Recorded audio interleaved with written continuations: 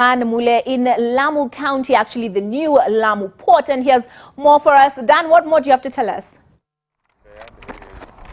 Okay, thank you, Olive. Actually, before we went off here, I was actually talking about the capacity of this berth here at the Lamu port and its importance in the entire LAPSSET project that's going to connect Lamu to South Sudan and also to Ethiopia. And I was talking about the depth, the kind of harbour we have here that's going to enable transshipment, whereby the huge cargo ship can dock here, and then the luggage can be, or the cargo can be taken from there, then offloaded and then loaded on the smaller cargo ships now that can take it to Mombasa and to other ports. But I'm joined here by Abdullahi Samata, who is an engineer and also is the general manager here at the Lamu port, just to tell us about the structural importance of this, the structural uniqueness of this Lamu port. Yeah, thank you. The Lamu port is the deepest natural harbour in Kenya and is the second port in Kenya after Mombasa.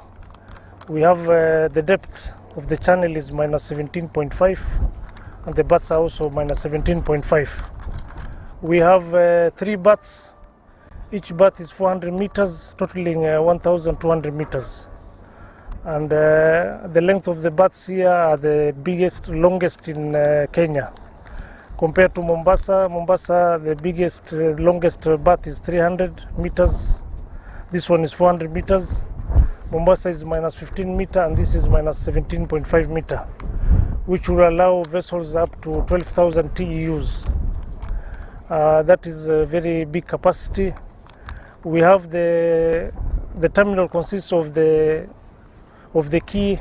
The quay is, as I said, is 1.2 kilometer, and then we have a yard which is 1 kilometer by the 1.2. So in total we have capacity for ground slots over 13,000 ground slots. Well, what do you mean by that, by the ground slots? The space footprint for each container. So each container takes space, and the total acreage in terms of the container space slots on the ground is 13,000 for the 3 berths. Each one is about 4,300.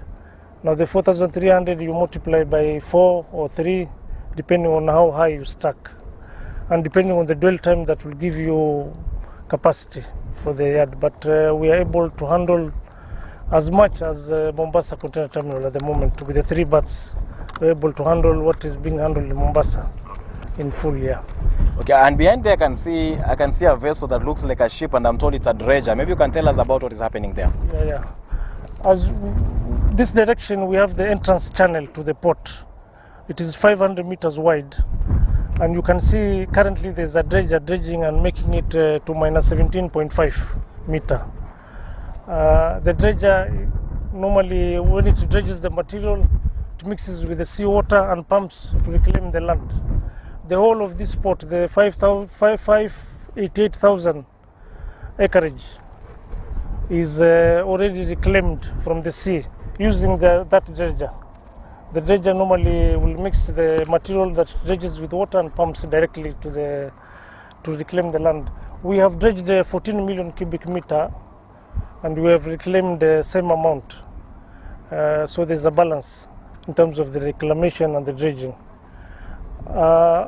What else you want? Maybe you can tell us about this island here. Maybe the last thing. Why is it important? Is it important for you to have this port facing this island? This island is Pate Island, and we have Manda Island, and they provide shelter for the port. So the port is a natural harbour. We don't have waves exceeding 0.5 meter, which makes it calm enough for handling of vessels and handling of cargo.